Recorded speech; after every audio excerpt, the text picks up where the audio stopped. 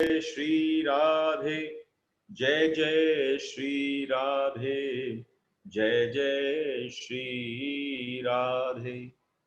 बोलो श्री राधा रमन लाल की जय, श्री चार भुजानाथ की जय, श्री गिरधर गोपाल की जय। आप सबको प्रणाम। जैसे जैसे दिन बढ़ रहे हैं, आपको बताऊं, बार बार मेरे भीतर से आभार प्रकट करने का मन कर रहा है। आभार आप सबको, इसलिए क्योंकि कहाँ इतनी मौज और इतने आराम से, इतनी तल्लीनता से एक विषय को प्रतिपादित करने का इतना अद्भुत सुअवसर मिल रहा है। I don't know, just there are no words to say thank you to all of you. The time that we all are spending together. और कहते हैं ना, किसी को व्यसन होता है, तो आपके सामने सबसे ज्यादा व्यसन वाला व्यक्ति बैठा है। मुझे ठाकुर की लीलाओं के भीतर प्रवेश करने का एक ऐसा अद्भुत, ऐसा महसूस होता है, कोई ऐसा व्यसन कि वही एक तरीका है उस सत्ता के चरणों के आश्रित बैठकर कुछ रस को चखा जाए।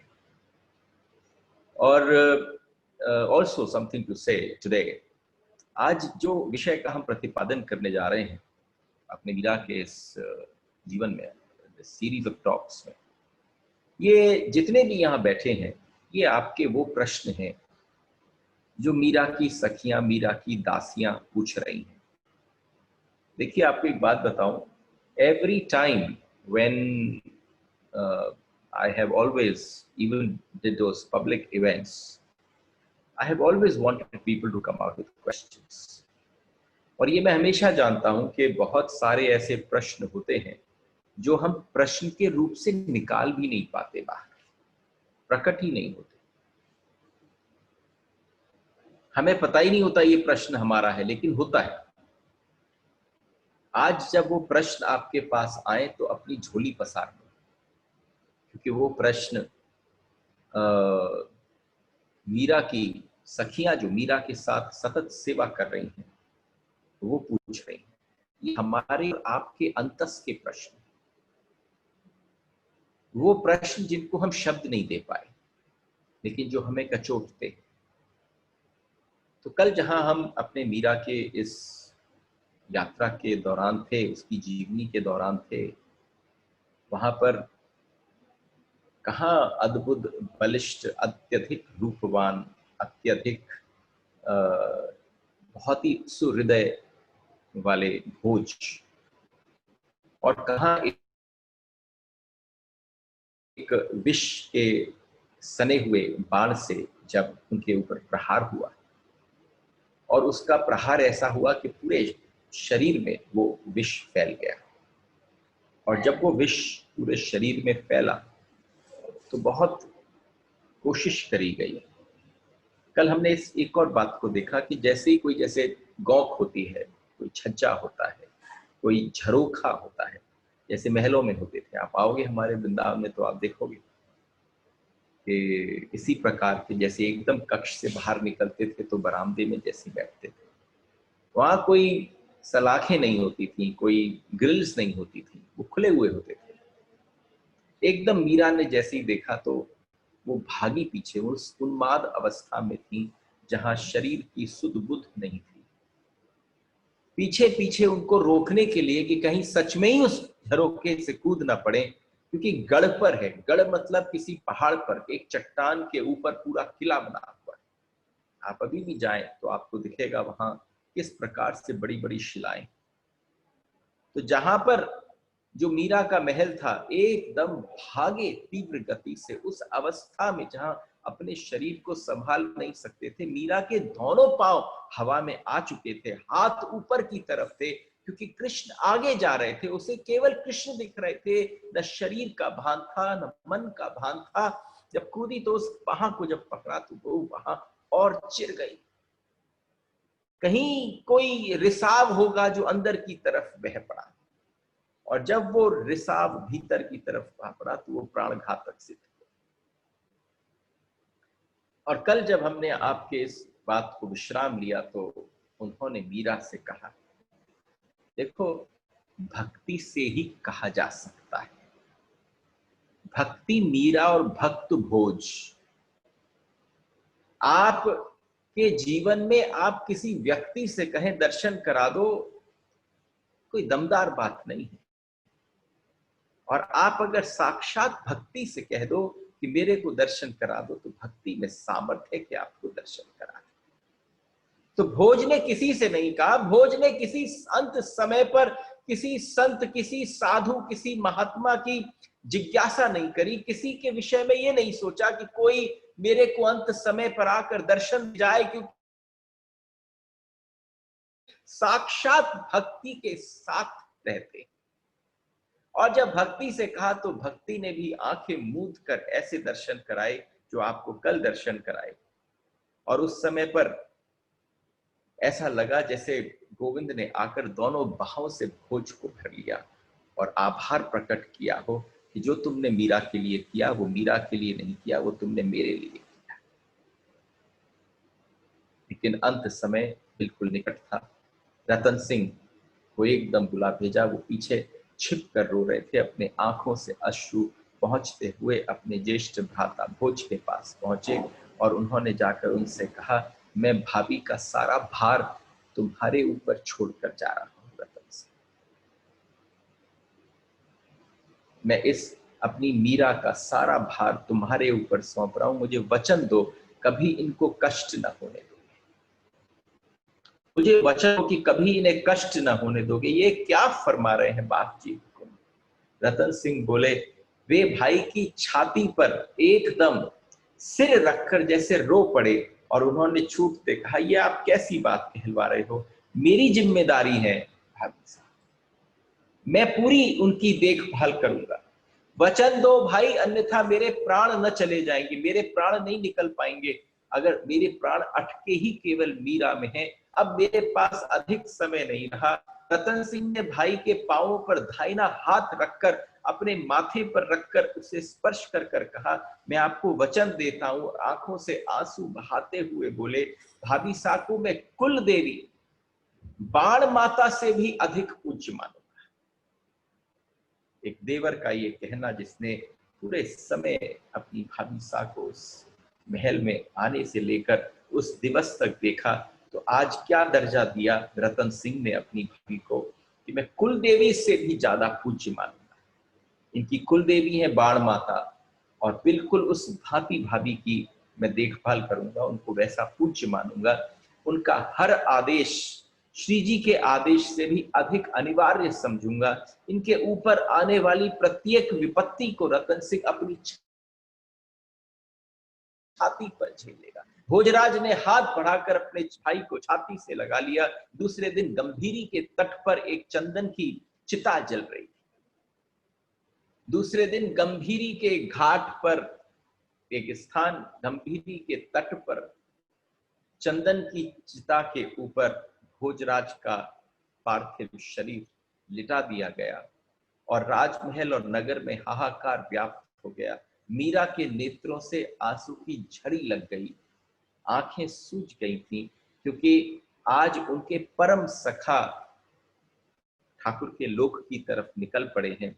लेकिन दूसरे दिन सुबह उठते ही, जिस दिन ये सब संस्कार हो रहे थे, दाह संस्कार, तब तक जितना आवेश था वो सारा आवेश बह गया।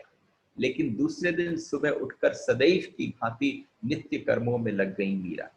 12वें दिन बूढ़ी विधवाएं स्त्रियां आई चूड़ी खोलने के लिए, और जैसे ही बहुत सारी विधवाएं एक साथ, आधे ऊपर ऊपर सर ढके हुए, एक से वस्त्रों में इतनी सारी विधवाओं के अपनी तरफ आते देखकर मीरा एकदम, क्योंकि ये प्रथा है राजपूताना की, चूड़ी उतरवाने की प्रथा होती है जब किसी का बींद मर जाता है। आप सबको किसने कह दिया मेरे पति मर गए? मीरा ने बड़े गंभीर स्वर में उन सबों के बीच में कहा जब पता चला कि चूड़ी उतरवाने के लिए आई हैं और वहां पर एक तरफ राजकुल की सारी स्त्रियां खड़ी थीं, यहाँ विधवाओं ने कहा कि आप ऐसा बचपना नहीं कर सकती। मीरा ने पहले आश्चर्य से पूछा, उन सब ने जब बोला कि ये क्या बचपना है, और सब ने राजकुल की स्त्रियों की तरफ देखा, ऐसा बचपना आपको नहीं भाता हुकुम?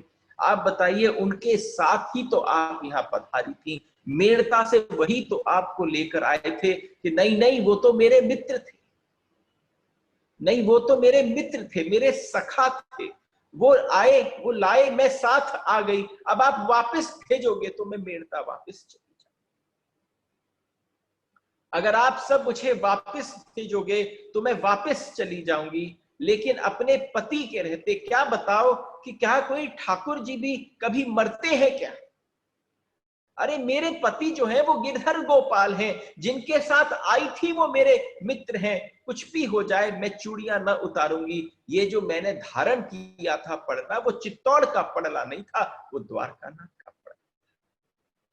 सारी औरतों में बातें होने लगी, उधर से सारी राजकुल की स्त्रियां बोलने लगी, अरे देखो कैसी कैसी बातें बना रही है, कैसी मनगढ़ंत बातें बता रही है। अभी तक जो हुकुम हुकुम कर कर बात होती थी मीरा के सम्मुख, आज अंदर ही अंदर लोगों के मन में कैसी कैसे भाव प्रकट हो गए। एकदम उन्होंने कहा, ये कैसी स्त्री है, पति मर गया है लेकिन अपनी चूड़ी उतारने को तैयार नहीं है। बात महाराणा तक पहुंची और एक बार तो ये सुनकर कि चूड़ी उतारने से मना कर दिया है, उनका भी माथा भन्ना गया। और जब उनका माथा भन्ना गया, किंतु रतन सिंह ने आकर निवेदन किया कि भाभी सा आरंभ से ही फरमाती रही है कि उनके जो पति हैं वो गिरधर गोपाल। ऐसा कभी नहीं हुआ कि उन्होंने हमारे हमारे बाप जी हुकुम को न बोला हो। बाप जी हुकुम ने भी पूरा अपना गृहस्थ जीवन इसी भांति जिया कि उन्होंने हमेशा अपने आप को तीसरा माना। और यहाँ पर गिरधर गोपाल और मीरा जो थे वो एक स्वरूप साक्षात एक पति पत्नी के रूप में थे। उन्होंने निवेदन किया, भाभी आरंभ से ये फरमाती आई है। अरे आज जो मीरा की भाषा वाणी कोई सुने ना, रतन सिंह खूब छाती सामने रखकर ढाल बनकर खड़े हो गए और सबने कहा, सब बौखला गए, मन में ही जाने क्या क्या बातें होने लगी। यदि वे चूड़ियां नहीं उतारना चाहती तो जोरावरी करने की आवश्यकता नहीं है। भीतर महलों से राणा ने यह संदेशा भेज दिया, अगर कोई उनको वो नहीं करना चाहती तो ठीक है, ना करें। और जब उस समय भीतर से ये सूचना आई, उनकी बात पर महाराणा सांगा ने भी मौन बांध लिया। रतन सिंह रनिवास में जाकर स्त्रियों को एक जोरदार डांट लगाकर आए कि तुम सबों को ज्ञात है, किसको ये संबंध नहीं पता है, किसको नहीं पता बाप जी हुकुम का गृहस्थ जीवन कैसा था। रनिवास में जाकर राजकुल की सारी स्त्री माता आदि सबको वो समझाया है। जिसने भी सुना वो आश्चर्य में डूब गया और स्त्रियों में थू थू होने लगी। आज स्त्रियों की अवस्था में भाव ऐसा हुआ कि आज मीरा के प्रति एक एक मीरा का नाम लेकर थू थू करने लगी। पूरे मेवाड़ के अंदर खबर आग की तरह से फैल गई, सब में थू थू हुई। उस दिन मेणतनी जी उपेक्षिता ही नहीं, घृणिता भी हुई। ऐसा जाने क्यों होता है। एक जगह पर जैसे ही कोई अपने बल को, अपने उस आत्मबल के साथ किसी बात को लेकर खड़ा हो जाता है तो हम बाद में उसकी पूजा करते हैं, लेकिन जिस समय वो पल, वो क्षण बीत रहा होता है, उस क्षण और उस पल में वो अपेक्षित भी हो जाते हैं और घृणित भी हो जाते हैं। आज ऐसा लगा जैसे पूरा का पूरा मेवाड़ जहां पूजता, महारानी कुंवरसा बोली जाती थी, मेणतनी जी बोली जाती थी, आज वो अपेक्षिता हो गई, घृणिता हो गई। दूसरी ओर संत समाज में उनका मान बढ़ता चला जा रहा। दूसरी ओर संत समाज में अवस्था कैसी, अगर आप समझो कि ब्याह किससे होता है। राधा रमन जी में एक बार कोई एक बूढ़ी माँ आई, और बूढ़ी माँ आई और आकर, जब हम बहुत छोटे थे उस समय, प्रारंभ ही किया था अध्यात्म के जगत पर, उनकी बात आज भी मुझे स्मरण होती है। बहुत प्यार से बोली कि मेरे शरीर के पति तो पता नहीं कब चले गए, लेकिन आत्मा के पति कभी साथ न छोड़ेंगे। तो यानी कोई ऐसी स्त्री नहीं जिसके दो पति न हो। मजा उस बात का है कि शरीर का पति और आत्मा का पति जो होते हैं, एक शरीर का पति जिसके साथ केवल शारीरिक विवाह होता है, जिसको आप रस्मों और उसमें देखते हैं, एक आत्मा का बंधन होता है। इस जगत में आत्मा के पति तो केवल कृष्ण है।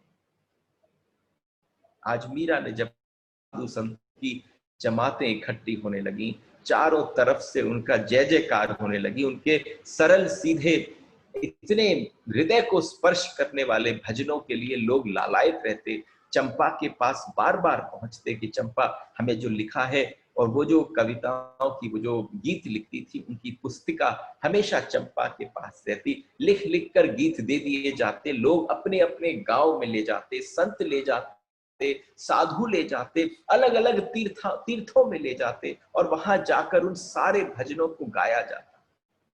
अब चित्तौड़ की राजगद्दी में थोड़े बहुत परिवर्तन होने लगे।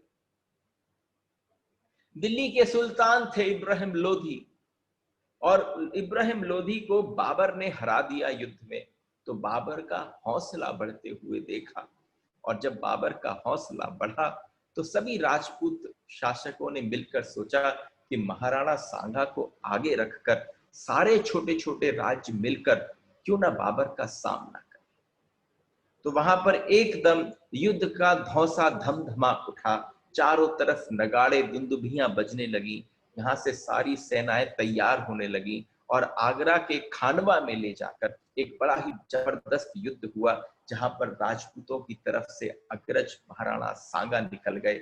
और जब महाराणा सांगा आ गए तो आज मैदान में रण भेरी गूंज उठी। आज सिसोदियाओं के कलेजे में महावीर भोजराज की कमी खल रही थी, वो कसक भीतर पीड़ा दे रही थी। रतन सिंह वीर है, लेकिन उनकी रुचि कला और साहित्य में विशेषकर है, इसलिए अपने गढ़ की रक्षा के लिए, प्रबंधन के लिए स्त्रियां पीछे हैं, उसके लिए रतन सिंह को छोड़ गए, और वहां से राणा सांगा पूरी अपनी सेना आदि को लेकर आगरा की तरफ खानवा में चले गए। एक दिन रतन सिंह ने मेणतनी भाभी जी से पूछा, देखो एक तरफ युद्ध चल रहा है, एक तरफ सत्संग चल रहा है, अभी अभी यहां से सब निकले हैं, और मीरा इतनी शीघ्र भोज की मृत्यु के पश्चात सजल हो गई, इतनी सरल हो गई कि ऐसा कभी लगता ही न था कि अभी अभी इनके जीवन में कोई ऐसा गया हो, क्योंकि वो हर चीज में गोविंद की मर्जी मानती थी।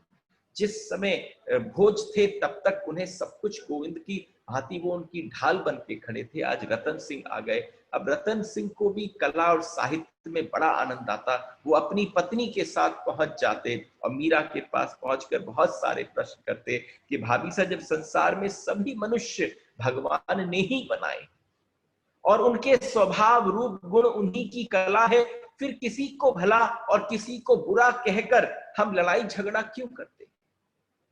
भाभी साहब एक बात बताइए, मेरे मन में बहुत सारे प्रश्न, और आप समझना जब सामने अर्जुन खड़ा था कृष्ण के, तो जो प्रश्न अर्जुन के मन में उठ रहे थे, हम कहते हैं गीता क्या है? गीता हम सबके प्रश्न है। प्रतीक के रूप में अर्जुन पूछ रहा था, हजारों साल हो गए और हजारों लाखों वर्ष हो जाएं, लेकिन वो प्रश्न इस मानव जाति के बिल्कुल एक से रहने वाले, और जो इस समय संसार में बस रहे हैं, हम सबके भी प्रश्न एक से हैं। डिपेंड करता है हमारी आध्यात्मिक रुचि किस तरफ है। रतन सिंह ने पूछा तो मीरा ने कहा, लाल जी सा जिसने मनुष्य और उनके गुण स्वभाव बनाए हैं, उसी ने कर्तव्य धर्म न्याय भी बनाए हैं। इनका सामना करने के लिए उसी ने पाप अधर्म अन्याय रचना भी की है, जिससे संसार एक रस न रहकर पल पल बदलता रहे, कभी ऊबन महसूस ना हो। मीरा ने बड़ा संभल कर बड़ी गंभीरता में उत्तर दिया, राजा का धर्म है कि कोई अन्यायी उसके प्रजा के ऊपर या उसकी धरा के ऊपर आकर आक्रमण करे तो वो उसकी रक्षा करे, और वो धर्म बदलता रहे। आप ये ना समझना जैसे ये जगत परिवर्तनशील है उस प्रकार से धर्म भी परिवर्तनशील। कुछ ऐसे प्रश्न जिसमें जिज्ञासा उठ रही थी, मनुष्य को मारना क्या धर्म है? जब रतन सिंह ने पूछा कि क्या मनुष्य को मारना धर्म है, तो उसी समय मीरा ने कहा धर्म की बड़ी गति सूक्ष्म लालजी सा। आपको क्या बताऊं, लोग समझ नहीं पाते, लोग सोचते हैं जो कर रहे हैं वो धर्म है, लेकिन एक व्यक्ति के लिए धर्म हो सकता है, दूसरे के लिए अधर्म हो जाता है। और आप समझना बहुत सारे लोग धर्म की आड़ में रहकर कितने काम अधर्म के करते हैं। एक बाहर आवरण होता है, जो आवरण धर्म का पहन लिया जाता है, लेकिन अगर अंदर जाओ तो तुम पाओगे कि भीतर, आप देखो ना, जिस समय किसी के जीवन में भक्ति का रंग लग जाए तो सबसे पहली चीज क्या होनी चाहिए कि उसका हृदय जो है वो द्रवीभूत हो जाना चाहिए। अरे जब तुम उस परम सत्ता के प्रति ऐसे लुंठित हो चुके हो, तो उस सत्ता के साथ साथ उस परमात्मा के साथ, उसके संसार के साथ क्यों नहीं तुम पूरी तरह से समर्पित हो जाओ। लोग क्या करते हैं, लोग कहते हैं परमात्मा मुझे मंजूर है, लेकिन उसके द्वारा बनाया हुआ संसार नहीं। ये तो अधूरा ज्ञान हुआ ना, फिर क्या भक्ति हुई? अरे जब वो मौजूद है तो उसने जो बनाया वो मौजूद है। अगर सारी अच्छाई मौजूद समय तुम स्वीकार कर लेते हो, तो तुम्हारे को बुराई भी अपने आप तुम उसको सहजता से स्वीकारो, लेकिन उसके साथ कोई प्रतिक्रिया दिखाने की आवश्यकता नहीं। मीरा की एक बात मान ली जाएगी, मीरा बड़ी दृढ़ निश्चयी थी, उसको तुम छेड़ नहीं सकते थे, उसको तुम परेशान नहीं कर सकते थे। इसलिए नहीं कर सकते थे क्योंकि संभव नहीं था। आज छोटी सी एक बात है, आप छोटी छोटी बातों में परेशान हो जाओ तो तुम भक्त किस बात?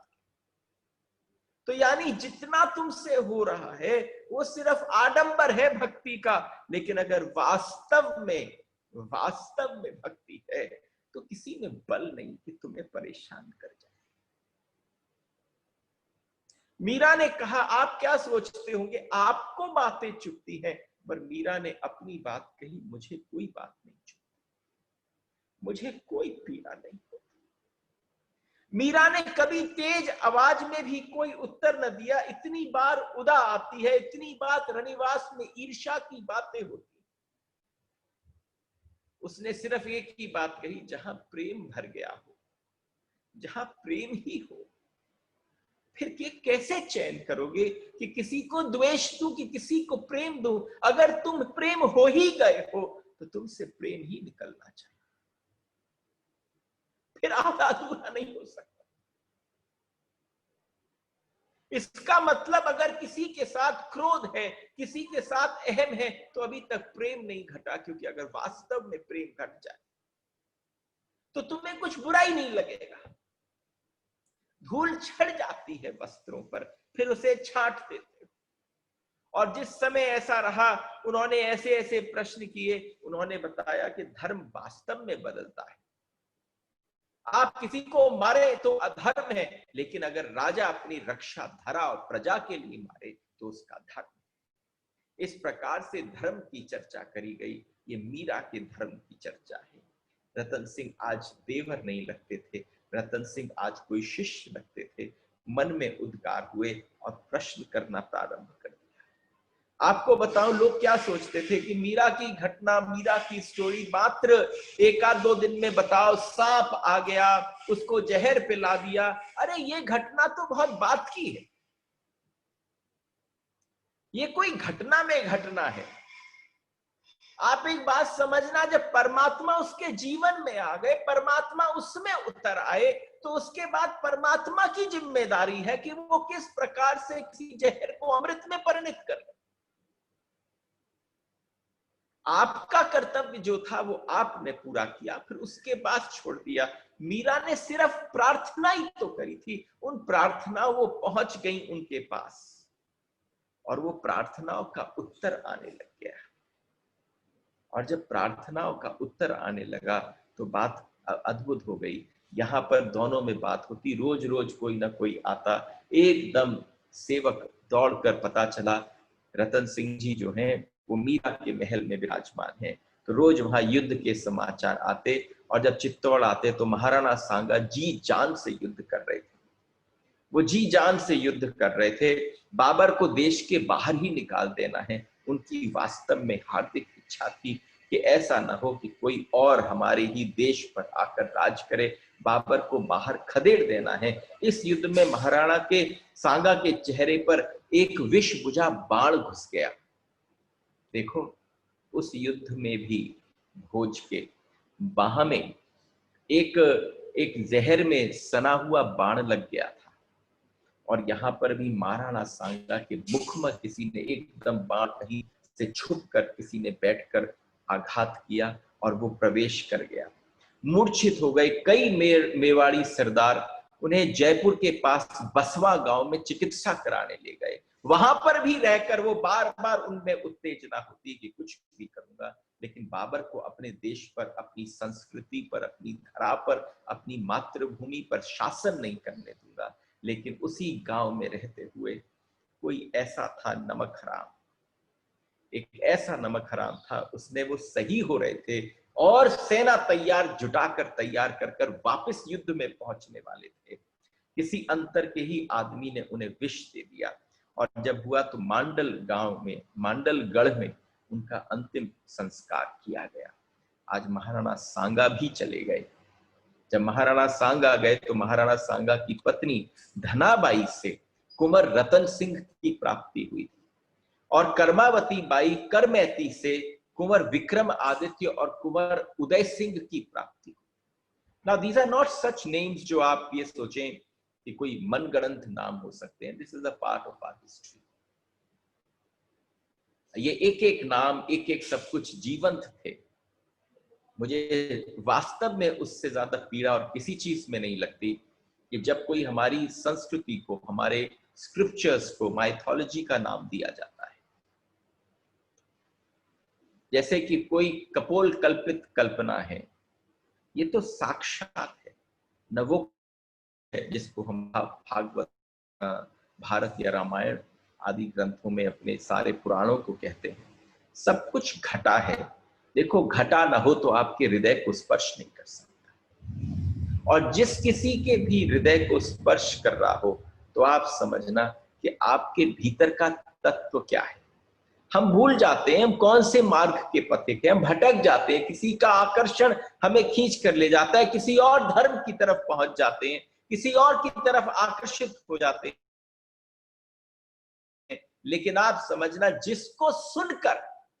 जिसको सुनकर तुम्हारा हृदय गुदगुदाने लगे तो तुम समझो कि वो तुम्हारा वास्तविक नेचर है, वो आप हो। आज जिस समय यहां पर हुआ तो यहां पर महाराणा बनाए गए। आज इस समय महाराणा उस पूरे चित्तौड़ मेवाड़ के रतन सिंह बना दिए गए और रतन सिंह का राज्याभिषेक किया गया। जब रतन सिंह जी का राज्याभिषेक हो गया, उनकी एक पुत्री हुई पवार जी के साथ, जिनका नाम श्याम कुंवर बाई साहब था। यहाँ पर चलता रहा। चित्तौड़ की राजगद्दी पर अवस्था ऐसी थी कि महाराणा सांगा की कई पत्नियां थीं, जिनमें जो सबसे छोटी हांडी जी थी, हांडी जी के जिनके पुत्र थे विक्रम आदित्य और उदय सिंह, ये चाहती थी, उन्होंने जीते जी ही महाराणा सांगा के रणथंभौर की सारी जागीर जो थी वो अपने पुत्रों के नाम पर लिखवा दी। लेकिन रतन सिंह नहीं चाहते थे। रतन सिंह चाहते थे कि मेवाड़ का ही हिस्सा रहे, चित्तौड़ का ही हिस्सा रहे, रणथंभौर आदि सब। लेकिन घर के आपस कलेश में और आपसी वैमनस्यता में, ये वैमनस्यता ही है जो अकाल काल बन गया। रतन सिंह की मृत्यु हो गई तो उनके लिए प्राण घातक सिद्ध हुआ। अब रतन सिंह की मृत्यु के पश्चात विक्रम आदित्य चित्तौड़ के राजा बन गए। और देखो, जब विक्रम आदित्य वहां के राजा बने, हमने छोटा मोटा परिचय आपसे विक्रम आदित्य का करवा दिया था। बिल्कुल कलयुग के अवतार, ये अविश्वासी और ओछे स्वभाव के थे। ये अविश्वासी थे और बहुत ओछे स्वभाव थे। किसी की बात मानना इनके स्वभाव में नहीं था। इतने बड़े राज्य का प्रबंध करना कठिन था। और कठिन हो गया था। खिदमतगारों के नाम पर 5000 पहलवान पाल लिए थे जो उनके साथ कुश्ती में रोज रोज बारी बारी से कुश्ती और दंगल करते थे। खूब सारे जितने भी कुकर्म किए जा सकते थे उस हिंदुआसुर के, उस ध्वजा के, एकलिंग नाथ जी के दीवान के होने के बावजूद भी ये सारे के सारे कार्य करते रहे। कुटिल, मूर्ख और चाटुकार लोगों से 24 घंटे घिरे रहते थे। बड़े से बड़े सामंत का अपमान कर कर उनकी हंसी उड़ाते और महाराणा को कतई भी संकोच न होता। विक्रमादित्य अपने अपने सारे सामंत और सारे कर्मचारी अपनी अपनी इज्जत को संभाल पर पगड़ी को धरकर सीधे अपने अपने स्थानों पर जाकर बैठ गए। महाराणा ने जैसे अपने कुबुद्धियों को ही उत्तरदायित्वपूर्ण स्थानों पर बैठा दिया, बुद्धिमान और ईमानदार और स्वामी भक्त लोगों को पूरे उस महल और उस स्थान से निकाल कर दिया गया। अपमानित होकर जितने भी लोग थे सब मुंह फेर कर बैठ गए। तो त्याग और बलिदान की सीढ़ियां जो बनती थी, आज जिसके कारण हिंदुआसुर के उस ध्वजा को देखकर बड़े से बड़ा राजपूत नमन हो जाता था, आज यहाँ पर अवस्था ऐसी होने लगी कि सब तरफ प्रश्न चिन्ह उठने लगे कि अब क्या होगा इस वंश का। और वो विक्रमादित्य पूरे समय क्रोध में तैश रहते। राणा विक्रमादित्य ने एक दिन बड़ी उदा कुंवरसा को बुला लिया और जब अपनी बहन उदा को बुलाया, उन्होंने बुलाकर कहा, जीजा सुनो, हमारा भाभी को जरा जाकर अर्ज कर दो। आज विक्रमादित्य ने जाकर कहा कि जाकर हमारी भाभी को अर्ज कर दो कि नाचना गाना हो तो महलों में ही करें। अगर किसी प्रकार का नाचना गाना करना हो तो वो महलों में किया जाए। वह मंदिर के चौड़े चौगान और मोड़ों की भीड़ के जाकर, इन साधु संतों के बीच में जाकर इस प्रकार से नाचना मैं सहन नहीं करूंगा। विक्रमादित्य ने बोला, यह रीत आपके पीहर में होगी कि बहू बेटी बाबाओं के बीच में घाघरा को फहराती हुई नाचती हो। विक्रमादित्य इस तैश में बोल रहे थे, ऐसा लगा कि बस उसी समय उठ जाते, बस चलता तो अपनी भाभी के साथ जाने क्या कर बैठते। यहाँ पर फहराते हुए घाघरे के साथ वो नाचती है। सिसोदियाओं के यहाँ ये सब संभव नहीं। मैं कल उधर से निकला, उनका नाच देख रहा था, अपने आप को कल तो रोक लिया मैंने, लेकिन अगली बार ऐसा संभव ना होगा। अगर मैंने देखा तो उनके लिए अच्छा ना होगा। जाओ, जाकर उनको समझा दो, जाओ एक बार जाकर उनको समझाओ, यह बात अच्छी तरह से उनके दिमाग में प्रवेश करा दो कि विक्रमादित्य के राज्य में दीवान को यह बात पसंद नहीं आई। मेवाड़ के जो भी शासक होते हैं वो अपने आप को दीवान जी बोलते हैं, क्योंकि एकलिंग नाथ जी के सेवक हैं सब। यहां पर उदा कुंवर बाईसा मीरा के पास आई और ज्यादा नमक मिर्च। देखो, आपको एक बात बताऊं, कोई भी व्यक्ति आपके पास किसी की भी कोई बात मिर्च मसाला लगाकर बोले और बहुत रस रस से कर बोले, तो आप एक बात समझना कि आपकी बात अवश्य कहीं जाती होगी। अगर कोई आपको सुलगाने की चेष्टा करे, एक होता है जो पानी डालने की चेष्टा करे, वो संत स्वभाव है, चाहे वो पैंट पहने, चाहे वो कैसे भी रहता हो। लेकिन जहां पर हम किसी बात को बढ़ा चढ़ा कर बोलते हैं तो हम क्लेश की नींव रख रहे होते हैं। उदा ने जाकर मिर्च मसाले से भरकर बोला, और पहले तो दाजी राज और बाबजी हुकुम, हमारे उनके पेट बहुत गहरे थे, उन्होंने सारी बात पेट में रख ली, सो कुछ नहीं फरमाते थे भाभी महाराज। अरे भाभी महाराज, वो कुछ नहीं कहते थे, वो आपके प्रति कैसे भाव में थे, उनके साथ आप कक्ष में क्या करती थी, उनके महल में क्या होता था, उनके सम्मुख क्या होता था, वो सब बात में मुंह बंद रखते थे। लेकिन अब ऐसा नहीं होगा। आज श्री जी बहुत रुष्ट थे। दीवान जी का एक संबोधन श्री जी भी था। आज श्री जी बहुत रुष्ट थे, आप मंदिर न पधारा करें, आप वहां पर न जाएं। जो आपको करना हो, अपना आपका फर्ज है कि आप उनको प्रसन्न रखें। किनको प्रसन्न रखें? मीरा के मन में हल्की सी मुस्कुराहट। क्या कहती हो दाबाई साहब? मेरे को एक से ही फुर्सत नहीं है, उससे ही प्रसन्न कर लूं, ये सब कुछ तो उसके लिए ही है।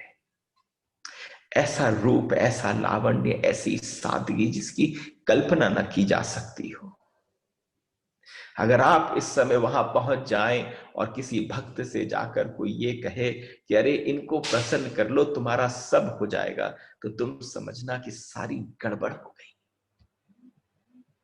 क्योंकि भक्त की आंखों में जो जिसको प्रसन्न करना है वो तो उसके आंखों में समा गया है, दिखता ही कोई नहीं है किसी को प्रसन्न के अप्रसन्न। भक्त कभी किसी को अप्रसन्न करता नहीं है, उससे अप्रसन्न हो जाते हैं, क्योंकि किसी और की सत्ता उसके सामने होती नहीं। और उसी समय ये बाबजी हुकुम नहीं है। जरा बड़े आनंद से श्रवण करके देखो, उदाबाई सा पहुंच गई, ननद पहुंच गई और जाकर बोली ये बाबजी हुकुम नहीं है जो विष के घूंट पीकर, अरे कैसी कैसी बातें बोली। अगर आप श्रवण करो तो 9 बातें बोली गई। और 9 बातें कौन सी हैं कि जो विष के घूंट को पीकर पीकर भीतर भीतर सूख गए, वो उस विष को, जहर को पीते रहे और सूख गए। एक दिन भी तो उन्हें सुख से रहने न दिया आपने। आप समझो किसी के सामने बोल दिया जाए, सामने मीरा बैठी है और उन्हीं के लिए बोला जा रहा है, कितनी ईर्ष्या, कितना जलन, कितना अंदर उनके भरा पड़ा होगा जो वो निकाल नहीं पा रही। आज अवसर मिला कि विक्रमादित्य की वजह से बोल पाए तो उन्होंने कहा उनको सुख से न रहने दिया, मरकर ही छूट पाए। जिस दिन से आपने इस घर में, इस महल में, चित्तौड़ में पांव रखा, सदा विष के बीज ही बोती रही, सदा विष के बीज बोती रही। किसी को भी सुख की सांस लेने न दिया। कोई ऐसा नहीं हुआ जिसको आपके आने के पश्चात सुख की सांस ली हो। 10-12 वर्ष में सबको ऊपर पहुंचा दिया। दिन रात हमारे घराने की लाज के झंडे फहराती रहती हैं। अरे क्या कहा होता कि माँ बाप से कि किसी बाबा से ब्याह दें, क्या आवश्यकता थी चित्तौड़ के महाराज कुंवर से ब्याह करने। एक बार कह देती किसी बाबा से, साधु से, उसी से ही ब्याह हो जाता आपका। मेरे भीम अर्जुन जैसे भाइयों को लील गई और निश्वास छोड़ दिया। अरे देखो वो सब मर गए। उदय कंवर बाईसा कोहनी तक हाथ जोड़कर, एक हाथ जोड़ता है नमन में, और जिसने कोहनी तक हाथ जोड़ा हो तो समझो कोहनी तक हाथ जोड़कर कहा कि बस अब बख्श दो, तुम काल बनकर आ गई हो।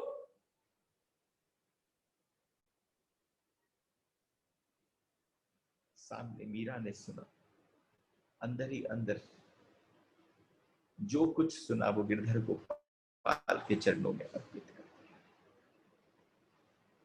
ये कला सीखनी पड़ेगी। ये भक्त को बहुत सुंदर स्नान कराती है। जब आपके ऊपर ईर्ष्या, आपके ऊपर कटुता, आपके ऊपर लांछन लग रहे हो, उस समय एक कला आ जानी चाहिए कि उस सबको गोपाल के चरणों में अर्पित कर दो। अपने ऊपर आने ही मत दो। दिक्कत कहां पर है, हम इस प्रकार की सारी बात को अपने ऊपर ले लेते हैं। मीरा ने क्या कहा, जैसे बाहर घटना घट रही थी, उससे तो कुछ कोई बात स्पर्श न हो पाई। मीरा ने उसी समय तंबूरा उठा लिया और तंबूरा लेकर गाने लगी। उदाबाई सा वहीं बैठी थी, अभी इतना लंबा भाषण देकर चुकी थी। हो सकता था बात कब बढ़ती है कि मीरा भी उत्तर दे देती। मीरा ने उसी समय तंबूरा उठाया, गिरधर गोपाल की तरफ मुड़ी और वहीं पद गाने लगी। उदा एकदम खींच गई। उदा ऐसी खींच गई कि राणा जी की बहन को उसने गिरधर गोपाल उसने उसी समय मीरा की तरफ देखा, पांव कसकर धरती पे मार के वहां से चली गई। और जब आज वो राणा जी के पास पहुंची, अब राणा जी कौन है? विक्रमादित्य। राणा जी के पास पहुंची और राणा जी के पास जाके कहा, गिरधर गोपाल की मूर्ति ही क्यों ना चुरा ली जाए। सारे अनर्थों की जड़ ये बलाई है, उदा ने कहा। और राणा जी के कान में जैसे ही भरा, दूसरे दिन सच में ही सब कुछ साज सजा हुआ वैसा ही रहा, लेकिन गिरधर गोपाल की मूर्ति गायब हो गई। और गिरधर गोपाल की मूर्ति गायब हुई तो उसी समय जैसे गिलहरी की दौड़ पीपल के पेड़ तक होती है, उसी प्रकार से कहां तक भागेगी। और उन्होंने उसी समय गिलहरी की दौड़, गिलहरी कौन, हमारी मीरा, पीपल कौन, अरे पीपल के पास पहुंच जाए वो वृक्षावली, अरे वो कहां भागेगी जब उसे वो न मिले। तो जो उसके गुरु के द्वारा प्रदत्त तानपुरा था वो उसने उठाया और उंगलियां फेरना चालू कर दिया। कहीं सारी दासियां व्याकुल हो गईं, पूरे मीरा के महल में पागलपन सा सवार हो गया कि कहां जाए, कहां ढूंढे, किस तरफ करें। लेकिन मीरा बिल्कुल व्याकुल नहीं हुई। क्या तुम ऐसे हो कि कोई तुम्हें चुरा कर ले जाए और तुम चले जाओ? इसका मतलब तुम कभी मेरे पास थे ही नहीं, तुम स्वयं ही लौट आओ। और बैठकर बड़े मजे से उसने कीर्तन गाना प्रारंभ कर दिया, एक गीत गाया। और जैसे ही उसने गीत गाया, झरझर आंखों से अश्रुधारा बह रही थी। और जैसे ही उन्होंने देखा मीरा की उंगली एक तारे पर फिरकने लगी, और उसके मन में जो भाव उठे, जो गीत उठे, वो गीत से बोल पाई कि बिहरणी बावली भई, अरे ये बिहरणी बावरी हो गई है। इस बावरी की कुछ तो एक बार देखो कि मैं किस अवस्था में जी रही हूं। मेरा सारा आसरा तुम थे। देखो एक एक कर कर कृति मृत्यु हो गई। हमारे जीवन में कोई हमारा प्रेमी हो, वो एक बार चला जाता है तो तुम कितना कोसते हो भगवान को। उसके दूदा जी चले गए, उसकी माता चली गई, यहाँ पर साक्षात उसका पति जो बन के आए भोज वो चले गए, जो ढाल की तरह से खड़े थे। रतन सिंह चले गए। जितने भी उसने जहां जहां पर उसकी ढाल के लिए जो आया, एक एक कर कर मृत्यु होती चली गई। मीरा की मां, मीरा के पिता भी सब चले गए। लेकिन आप समझना, हर मृत्यु मीरा को और भगवान से निकट करती चली। हर मृत्यु मीरा को परमात्मा के और सन्निकट ले गई। जैसे जहां जहां पर कहीं पर भी कुछ अटका पड़ा था, कहीं कोई कोई किसी के अंदर थोड़ा सा खूंटा लगा था, किसी रिश्ते में कुछ था, वो सारे खूंटे खोल दिए भगवान ने। जो बाढ़ थी कहीं रुकी हुई थी, वो बाढ़ बह चली, और ऐसी बह चली कि मीरा साक्षात एक बाढ़ का रूप ले लेती। और उस तानपुरे को जब उसने उठाया तो उसने जैसे ही कहा, आंसुओं की बाढ़ भीगा आंचल भीग गया। तभी मिथिला उतावल स्वर में भागती हुई मीरा के पास पहुंची, और उसने मीरा के पास पहुंचकर कहा, अरे देखो देखो। एकदम मीरा ने तानपुरे से लेकर अपनी गर्दन मोड़ी तो सामने उस सिंहासन पर गिरधर गोपाल विराजमान थे। आज जब गिरधर गोपाल को उसने बैठे देखा तो भीतर ऐसा आनंद हुआ, एकदम उठाया उनको अपनी छाती से और नृत्य करने लगी। देखो मजा किस बात का है? मजा उस बात का है कि आपके भीतर नृत्य हो रहा हो, वो प्रकट होने लग जाए। हम दो शब्द बोलते हैं, अगर आप बहुत गंभीरता से सुने, जो अंतर मन का, जो अंतर के हृदय का कीर्तन है। कीर्तन जिसको हिंदी में लिखना आता, एक बार लिख कर देखना, कीर्तन। और कीर्तन ही नर्तकी बन जाता है। कीर्तन का एब्सोल्यूट उल्टा शब्द जो है वो नर्तकी है। नर्तकी जो है वो कब बनता है कोई? वो तब बनता है जब उसका कीर्तन उसके शरीर में समा नहीं पाता, रोम रोम पुलकित हो जाता है, वो बहने की चेष्टा करता है, भक्ति बिल्कुल बाढ़ की भांति निकलती है, तो शरीर रुक नहीं सकता। जब रुक नहीं सकता तो नर्तकी बनकर, नृत्य बनकर बाहर प्रकट हो जाता है। मेरे नाथ, मेरे स्वामी, हे द्वारका नाथ, मुझ दुखिया के आधार मुझे छोड़कर कहां चले गए। जिस समय मीरा ने ऐसा कहा, जैसा लगा जैसे छाती फट गई हो। अरे मीरा की नहीं, गिरधर गोपाल की। मेरी सब कुछ तुम ही हो। चारों तरफ का जितना भी प्रेम कहीं किसी और में था, जिन जिन रिश्तों में था, सारे रिश्ते छूटते चले गए। केवल एक छोटा सा दायरा रह गया, जो मिथिला, मंगला, चंपा, चमेली, केसर आदि की ये सखियां, और बीच में मीरा, जिनके साथ बातचीत करती थी। जो आते थे पूछने, वो रतन सिंह भी चले गए, उनकी पत्नी भी सती हो गई, सब कुछ हो गया। आज एकांत में बैठी है, जब ठाकुर वापस पधरा गए हैं अपने सिंहासन पर, मिथिला के मन में बहुत सारी इच्छाएं,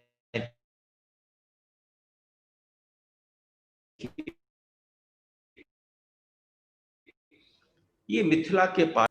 फिर आप लोग ये सोचते कि I am only narrating story, but I didn't want to do that. थोड़ा सा भीतर डाइव है भक्ति के प्रश्नों में। ये इंपॉर्टेंट एस्पेक्ट है, क्योंकि हमारे पास शब्द नहीं निकलते। ये मैंने प्रारंभ में भी कहा जब आज का सत्र प्रारंभ हुआ। आज मिथिला ने प्रश्न किया, ये भागवत पुराण ये सब सच्चे हैं क्या? मिथिला ने ये प्रश्न किया कि क्या ये भागवत पुराण आदि सब सच्चे हैं? जितने ग्रंथ हैं, जितने हमारे पास साधु संत आते हैं, उन कथाओं को श्रवण कराते हैं, क्या ये सच्चे हैं? क्यों तुझे झूठ लगते हैं? मीरा ने पूछा, क्या तुझे झूठ लगते हैं?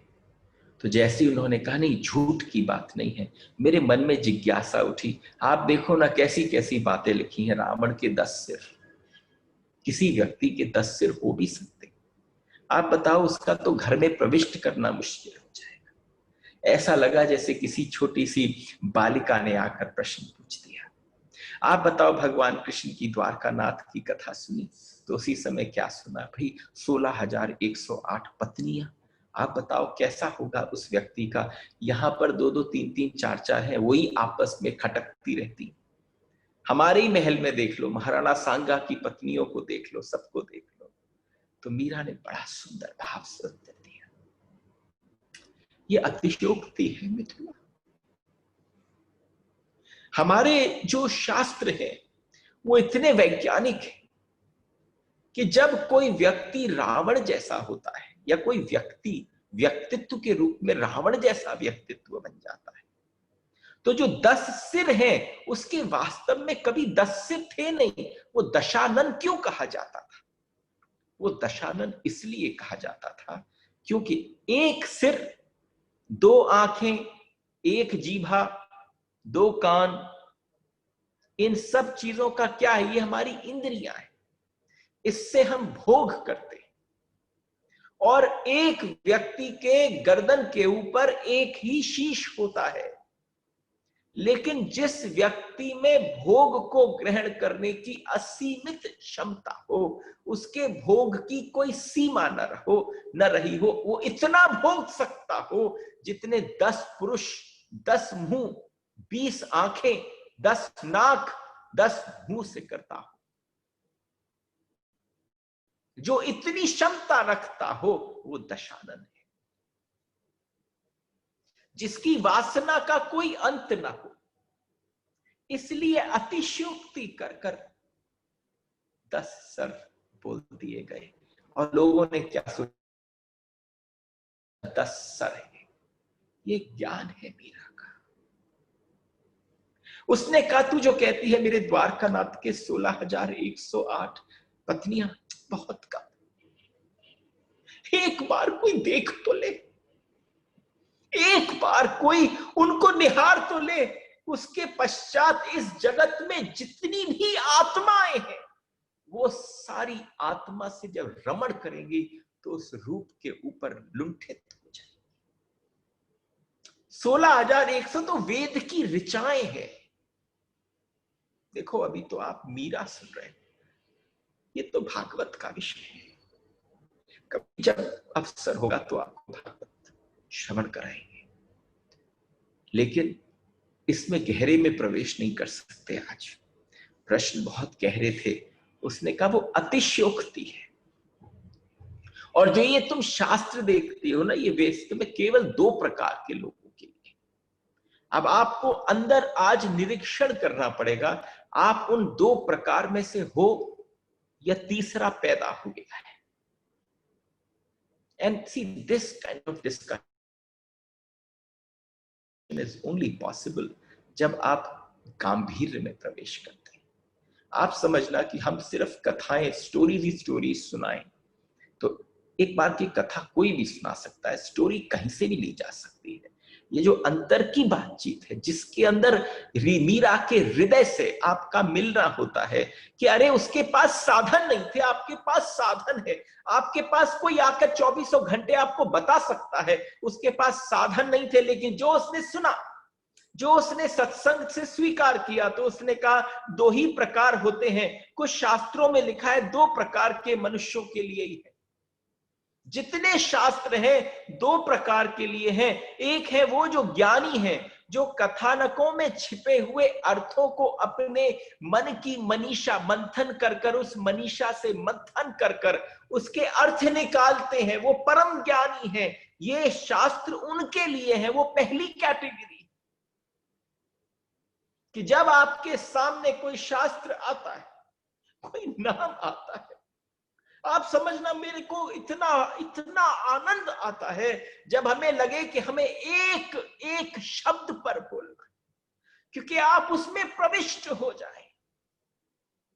जब मधुराष्टकम बोला तो मात्र 48 शब्द थे केवल, और आज केवल एक शब्द है मीरा।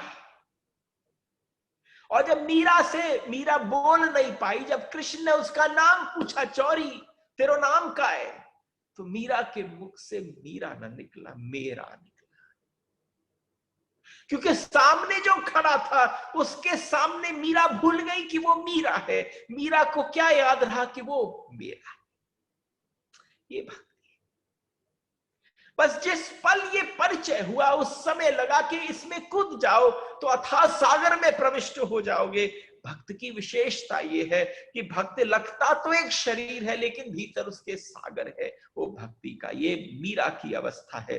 तो उसने कहा शास्त्रों के केवल 2 प्रकार के मनुष्यों के लिए लिखेगा। एक जो ज्ञानी, जो इन कथाओं में प्रवेश कर कर उनके अर्थ निकालते, विलक्षण तरीके से निकालते हैं। और दूसरे कौन से हैं? इसे हृदयंगम कर लेते हैं, जो इस शास्त्र को हृदयंगम कर लेते हैं। उसके बाद कोई और चीज बाहर नहीं रह जाती। साक्षात ऐसा लगता है कि जैसे ये पूरा का पूरा शास्त्र उठकर तुम्हारे हृदय में आ गया, और उसकी जब छवि बनती है, वो छवि को प्रकट करते हैं बाहर, और इस जगत को सुंदर बनाते हैं। वो जो हृदयंगम करने वाली अवस्था है, वो भक्तों की है। यानी शास्त्र केवल या तो ज्ञानियों के लिए लिखे जाते हैं या भक्तों के लिए लिखे जाते हैं।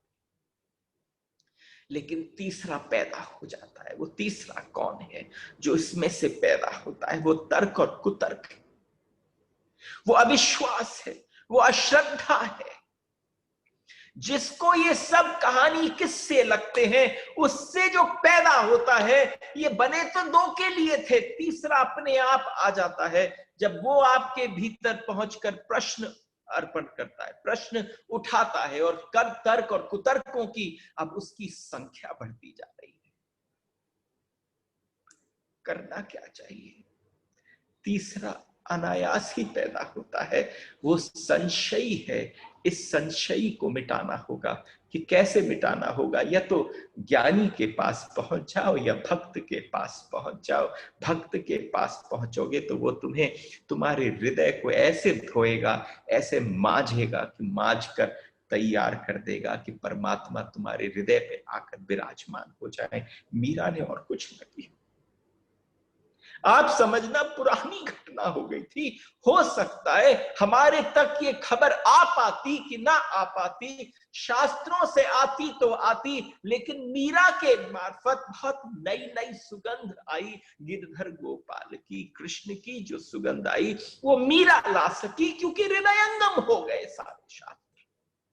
अब जो मीरा बोल रही है, उसमें ज्ञान की जरूरत नहीं है, उसमें सनकर बोलने की आवश्यकता है। और सबसे बड़ी बात है, सारे काम छोड़ मिथुला, आप सबसे भी कहता, सारे काम छोड़, एक काम कर, उसकी इच्छा में अपनी इच्छा मिला दो। कोशिश करो, कल मिलेंगे। उसकी इच्छा में अपनी इच्छा मिला दो। राधे राधे।